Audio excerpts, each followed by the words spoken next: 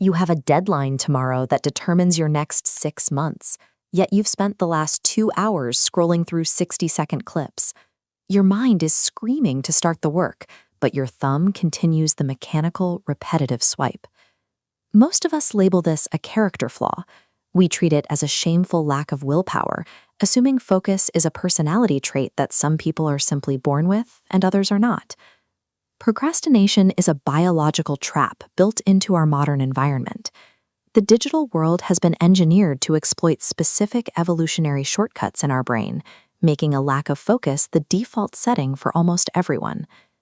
Relying on willpower to escape this trap is a guaranteed way to lose. Fighting against your own biological software is an inefficient, high-friction battle that leads directly to burnout and more scrolling. We try to operate like focused modern supercomputers, while our brains still run the prehistoric survival software of a hunter-gatherer. For millions of years, human survival depended on conserving energy and seeking instant rewards. Our ancestors thrived by avoiding unnecessary physical or mental effort unless it was a matter of life and death. This illustrates cognitive ease, your brain's automatic tendency to select the path of least resistance. The neural pathway routes away from effort, snapping toward dopamine. Study and training appear as threatening energy costs, while social media is a frictionless slope guaranteeing reward for zero energy. This design conflict between modern ambitions and evolutionary survival needs is the actual root of your inability to focus. Your brain is simply doing what it was evolved to do: protect its energy at all costs. The most disciplined people in the world do not actually have more willpower than you. Instead of fighting their evolutionary programming, they use environmental design to manipulate it. Author James Clear argues that motivation is highly overrated because your environment is much more influential. If you change the physical cues in your room, your behavior follows without needing a surge of internal energy. This is called choice architecture. It is the practice of organizing your space so that the most productive behavior is also the most visible and accessible choice in the room. This schematic shows a cafeteria study where researchers moved water bottles to the entrance. Without any new rules or motivational posters, the heat map shows traffic shifting immediately. People drank less soda simply because the water was now the easiest thing to see. You can apply this by moving your phone alarm across the room and laying your gym clothes right next to the bed. By making it physically harder to stay in bed than it is to get up, you use the environment to force the action. You become the architect of your own focus. You achieve discipline by setting traps against your own biological tendency to take the easy way out. After you have engineered the room, you need to eliminate the mental friction of starting the task itself.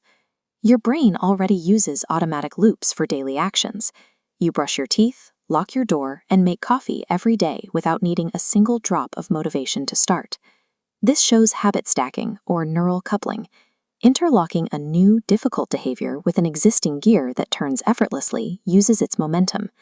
As the timeline illustrates, tuck new behaviors into the gaps of your day, meditating after brushing your teeth, or repeating affirmations when locking your door. Attaching new tasks to old loops allows you to bypass the brain's resistance to new effort. You are hijacking your own automation to make discipline feel like a default behavior. Productivity culture often claims that you must fall in love with the process to succeed. This is a misleading standard that sets you up for failure on days when you feel tired or uninspired. Success does not require you to like the work. It requires a system that makes the work inevitable, regardless of your emotional state. Once your environment and habits are engineered, you adopt the iron code. This is a hierarchy where you act as both the ruler who designs the system and the subject who obeys it. The ruler sets the environment, and the subject follows the cues without negotiation. This hierarchy demands that you treat distractions as threats. When an impulse to check your phone arises, you identify it as a biological urge to avoid effort and silence it immediately. Self-mastery is the persistent decision to override the brain's plea for comfort. When your biology asks for rest, your system answers with, earn it. Engineering these systems changes your daily output while simultaneously shifting your underlying self-belief. Choosing to read or train when you are exhausted is a vote for a new, stable identity. Each time you follow the system instead of the impulse, you provide yourself with evidence of who you are. You are proving to yourself that you are the kind of person who simply does what needs to be done. You do not rise to the level of your goals. You fall to the level of your systems. Take responsibility for the architecture of your life. Start by committing to the shift. Type "I dictate my actions, biology does not" in the comments to signal that your environment is now under your command.